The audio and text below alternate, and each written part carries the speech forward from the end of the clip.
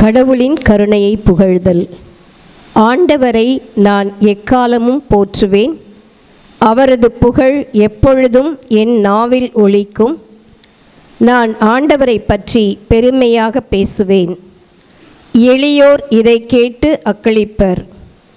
என்னுடன் ஆண்டவரை பெருமைப்படுத்துங்கள். அவரது பெயரை ஒருமிக்க மேன்மைப்படுத்துவோம். துணை வேண்டி நான் ஆண்டவரை மன்றாடினேன். அவர் எனக்கு மறுமொழி பகர்ந்தார். எல்லா வகையான அச்சத்தினின்றும் அவர் என்னை விடுவித்தார்.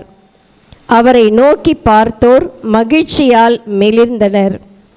அவர்கள் முகம் அவமானத்திற்கு உள்ளாகவில்லை. இந்த ஏழை கூவி அழைத்தான். ஆண்டவர் அவனுக்கு செவி சாய்த்தார். அவர் எல்லா நெருக்கடியினின்றும் அவனை விடுவித்து காத்தார்.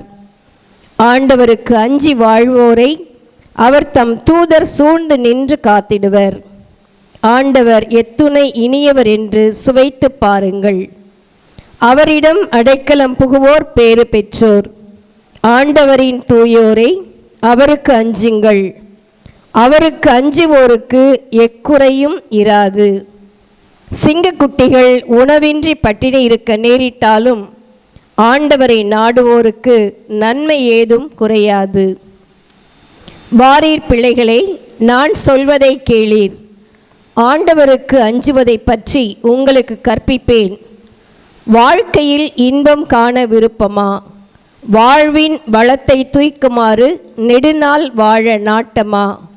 அப்படியெனில் தீச்சொல்லி நின்று உன் நாவை காத்திடு.